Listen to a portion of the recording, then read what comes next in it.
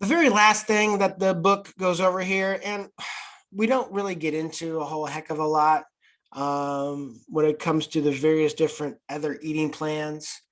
Really, the only one that I'm going to mention here is the Mediterranean diet, and the book calls it the Southern European diet.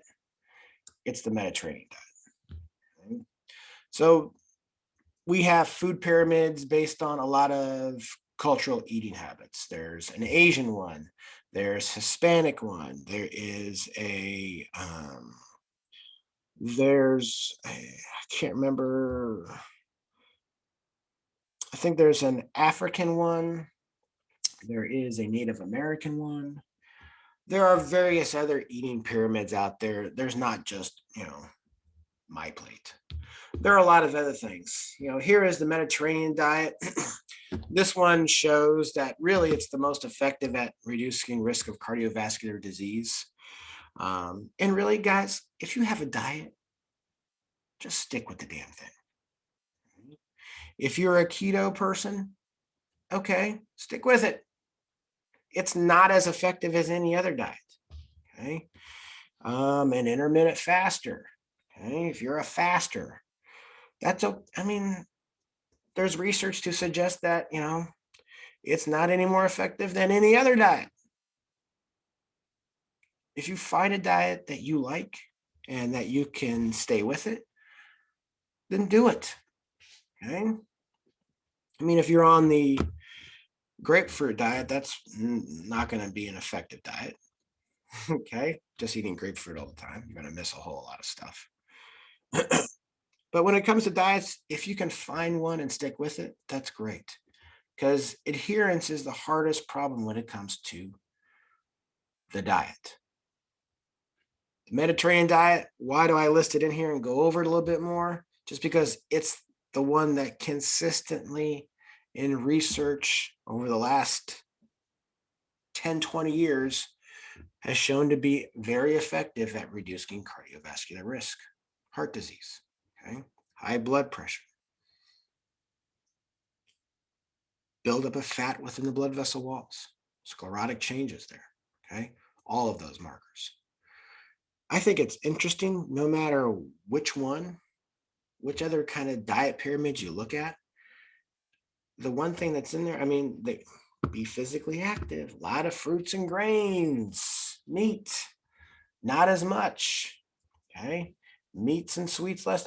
But in moderation, and a little bit of alcohol, wine is a good thing. A lot of alcohol is a very bad thing. But there are some benefits to consuming a little bit of alcohol. In red wine, it has a lot of phytochemicals in it, resveratrol, all that fun stuff.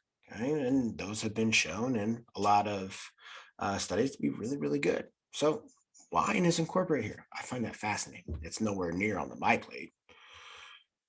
But when we look at this other one here, we got cerveza, we've got sake. All of these other kind of diet pyramids, all of them have an activity component, not ours.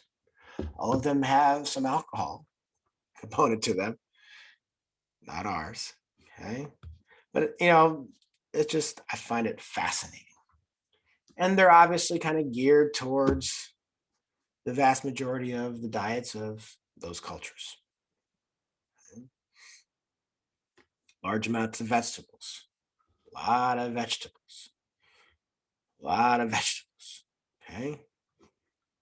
They focus more on white meat compared to red meat. If you consume an excessive amount of white meat, chicken, poultry, that is shown to be just as bad as eating a whole lot of red meat. But it's the small moderations. Those are kind of the big things right here. They have a lot of oil. Olive oil is a component. There it is. It's stuck inside there with the fruits and vegetables. So pretty interesting. That video that I'll probably open up later in the month, they talk a little bit about the Mediterranean diet and low fat diet craze here in the United States and how that was so awful. So it's pretty interesting. There are a number of other things as well. I won't ask about it on the exam. It's just to give you like religion, traditional religious practices. They also play a huge part in it. Um, Buddhist, you can kind of see it all right here. Jewish, kosher food or non-kosher food. Uh, one that again, I'm not going to ask upon it, but I'm just highlighted here. They look at the Seventh Day Adventist in that little documentary that I'll have up later in the month, and they look at Seventh Day Adventist, and they follow a couple studies that they've looked at with those individuals. So it's pretty interesting. They're as you can kind of see, no alcohol, and they're some kind of vegetarian, uh, lacto-ovo vegetarian. They don't eat animal meat. So pretty interesting. And it looks at some of their longevity, um, brain health, pretty interesting. They also look at a couple other ones, a couple other religious individuals as well, but it's all kind of based on this, limiting of animal meat. But you can kind of see there's a whole lot of them here, and they all have something that they generally try to avoid or whatnot. I'm not going to ask you anything about it though. So it's just there for your information.